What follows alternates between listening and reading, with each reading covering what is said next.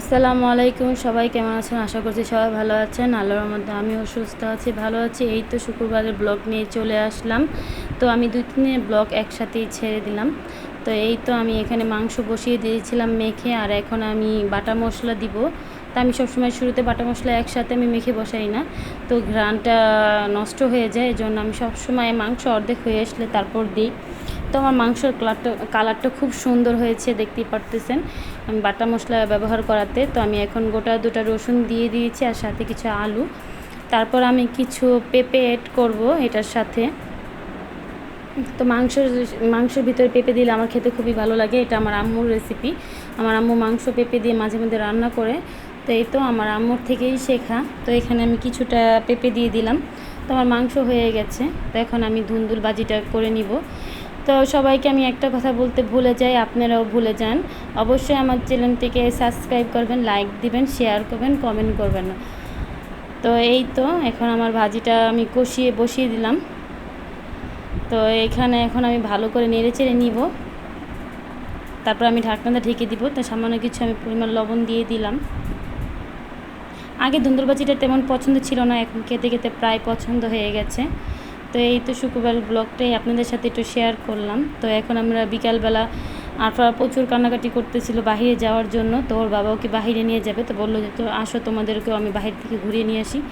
এই তো আরফা এখানে কোল্ড ড্রিঙ্ক নিয়ে নিচ্ছে, আর আমার ছেলের জন্য আর আমাদের জন্য আমরা বার্গার অর্ডার করেছিলাম, যেহেতু আমি বাহিরে খেতে একদমই পছন্দ করি না। তো শনিবারে আরাফের স্কুলে বৈশাখের মেলা ছিল, তো গরমের কারণে একটু লেট হয়ে গেছে। তো সকালবেলা উঠে ঘরটাকে আমি ভালো করে গুছিয়ে নিলাম, পরিষ্কার করে নিলাম, যাতে এসে শুধু রান্না করব। তো এই তো সংসারের কাজ ছাড়া তো আর মেয়ে মানুষের কোনো কাজই নেই। তারপর আমি একটু রেডি হয়ে নিলাম। সবাই বলতেছিল যে হ্যাঁ আউটড্রেস পরে যাবে, তো আমিও চিন্তা করলাম, তো আমিও পরে নিলাম 3 পিস। তো এখন যেহেতু বাড়ির সামনেই, এই তো 2-3 মিনিট লাগে ওর স্কুলে যেতে, বেশি দূর না। তো সবাই স্কুলে আসতে আমার একটু লেট হয়ে গেছে। তো অনেক কিছুই শেষ হয়ে গেছে, বৃষ্টি আসছিল, তো এই জন্য যেতে একটু লেট হয়ে গেছে। তো সবাই অনেক আনন্দ করতেছিল। ম্যাডামরা অনেক কিছু বানিয়ে নিয়ে এসেছিলো, পিঠা, পুডিং, ডাবের পুডিং, সব কিছু বানিয়ে নিয়ে এসেছিলো। তো ভালোভাবেই সবাই কেনাকাটা করে খেলো। তো বাইরে আমরা অনেক আনন্দ করতেছিলাম সবাই মিলে। তারপর আমি বিকালে ছাদে গিয়েছিলাম। তা ছাদ থেকে এসে আমার ছেলে বলতেছে, আম্মু অনেক দিন যাবত তুমি লুডুসের পাকোড়া বানাও না, আমাকে একটু আজকে লুডুসের পাকোড়া বানিয়ে দিবা। তো এই তো আমি একটা লুডুস সিদ্ধ করে নিলাম, তার 2টা আমি কাঁচামরিচ দিলাম, তারপর সামান্য পেঁয়াজ কুচি দিলাম, তো একটু হলুদের গুঁড়ো দিলাম, পরিমাণ মতো আপনারা দিয়ে নেবেন যে যার মতো। তো আমি এখানে একটা লুডুসের মশলা ছিঁড়ে নিলাম, আর একটা ডিম অ্যাড করবো এর সাথে। তো আপনারা 2টা লুডুস সিদ্ধ করলে সাথে 2টা ডিমই আপনাদের দিতে হবে, আর পরিমাণ মতো কর্নফ্লাওয়ার দেবেন। কর্নফ্লাওয়ার না দিলে লুডুসটা তেমন একটা মচমচে হয় না, ক্রিস্পি হয় না, খেতেও ভালো লাগে না। তো এই তো আমি এখন একটু লবণ অ্যাড করলাম, যেহেতু আমি প্যাকেটের লবণ দিয়েছিলাম। তো এই চুলায় আমি ফ্রাই প্যান বসিয়ে দিয়েছি, আর এখানে আমি মশলাটা করে নিয়েছি, মেখে নিয়েছি সব কিছু একসাথে লুডুস। তো ধনেপাতা দিলে আরও বেশি ভালো হতো, তো ধনেপাতাটা আমার কাছে নেই, শেষ হয়ে গেছে। তো এখন আমি গোল গোল করে দিয়ে নিব। আপনারা অবশ্যই বাসায় ট্রাই করে দেখবেন নুডলসের পাকোড়াটা খেয়ে, খুবই মজা লাগে। আমার একটা প্রিয় রেসিপি আপনাদের সাথে শেয়ার করলাম। আপনারা কমেন্ট করে জানাবেন যে আমার নুডলসের পাকোড়াটা কেমন হয়েছে। যখন আমি 1 পিঠ হয়ে আসবে, তখন আমি এরকম হলেই আমি উল্টিয়ে নিব।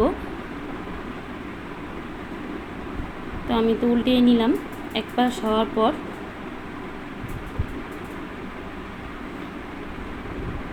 তো যখন আপনারা এই পাকোড়াটা ভাজবেন, তখন চুলাটা একদম কমে আঁচে রাখবেন, না হলে এটা উপর দিয়ে হবে, ভিতর দিয়ে কাঁচা থেকে যাবে। তো চুলাটা একটু কমে তারপর আপনারা পাকোড়াগুলো ভাজবেন, না হয়তো ভিতরে কাঁচা কাঁচা থেকে যাবে, আর খেতেও তেমন একটা বেশি একটা ভালো লাগবে না। আর আমি খুব চুলা কমিয়ে তারপর আমি পাকোড়াগুলো ভেজে নিয়েছি, যাতে ভিতরে কাঁচা না থাকে, সুন্দরভাবে হয়ে যায়। তো এই তো আমি এখন এগুলো উঠিয়ে নিলাম। তারপর এভাবেই আমি বাকিগুলো ভেজে নিব। দেখেন আমার পাকোড়াগুলো কি সুন্দর হয়েছে। তো পরেরগুলো আমি দিয়ে দিব। তো এইগুলো হয়ে গেছে, এখন আমি এগুলো নামিয়ে নিব।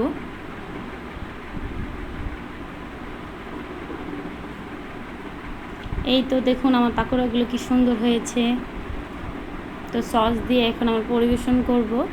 তো আমার ছেলে বসে আছে খাওয়ার জন্য। এই তো আপনাদের সাথে একটু দেখিয়ে দিলাম।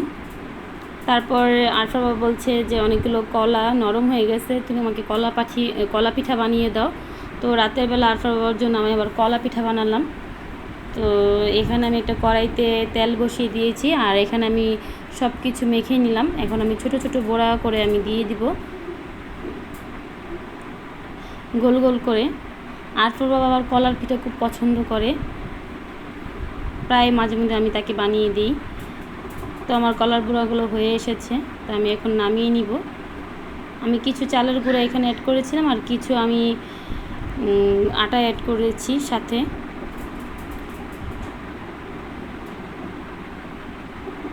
তো আমার সবগুলো ভাজা হয়ে গেছে, এই দেখুন। তো এই তো সকালবেলার জন্য আমার এই রুটি বানিয়ে রাখলাম একবারে 2-3 দিনের জন্য। তো এত সকালে উঠে আর ছেলেকে স্কুলে বানিয়ে তারপর দিতে দেরি হয়ে যায় ওর স্কুলে দেওয়ার জন্য। এজন্য আমি রাতে বানিয়ে তারপর এগুলো আমি ছেঁকে তারপর আমি ঠান্ডা করে বক্স করে তারপর ফ্রিজে রেখে দিব, যাতে সকালে উঠে ওকে তারপর নাস্তা দিতে পারি। সবাই ভালো থাকবেন, সুস্থ থাকবেন। আল্লাহ হাফেজ।